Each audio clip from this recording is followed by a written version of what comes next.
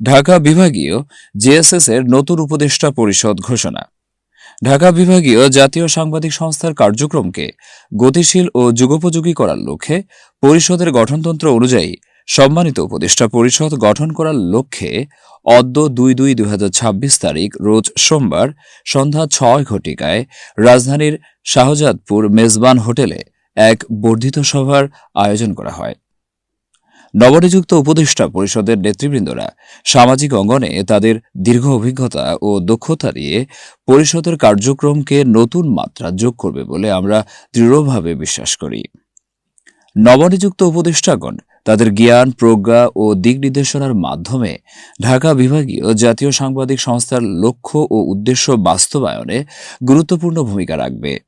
তাদের পরামর্শ ও সহযোগিতায় সংস্থার নৈতিক মানদণ্ড, পেশাগত উৎকর্ষ এবং সাংবাদিকদের অধিকার সংরক্ষণে আরও সুদৃঢ় হবে বলে আমরা প্রত্যাশা করি।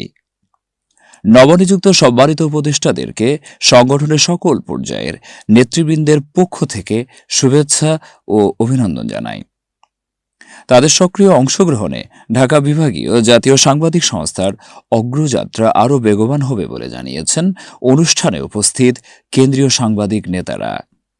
উক্ত অনুষ্ঠানে প্রধান আলোচক হিসেবে উপস্থিত ছিলেন জাতীয় সাংবাদিক সংস্থা কেন্দ্রীয় নির্বাহী পরিষদ সাংগঠনিক সম্পাদক মোহাম্মদ রেজাউল ইসলাম লাকী। বিশেষ অতিথি হিসেবে উপস্থিত ছিলেন কেন্দ্রীয় vice chairman lion ABM Sobhan Howlader, যুগ্ম মহাসচিব রাকিম উদ্দিন রানা, অর্থ সম্পাদক মুফতি শেখ আজিম উদ্দিন, ঢাকা বিভাগীয় সহসভাপতি ফাতেমা বেগম, সাংগঠনিক সম্পাদক মোহাম্মদ মোস্তাফিজুর রহমান, ঢাকা মহানগরের সভাপতি এইচ.এম. ইমন, ঢাকা বিভাগীয় মানবাধিকার বিষয়ক সম্পাদক মোহাম্মদ পিন্টু শেখ, মহিলা বিষয়ক সম্পাদক আখি আক্তার সহ ঢাকা বিভাগ ও ঢাকা মহানগরের অন্যান্য নেতৃবৃন্দ।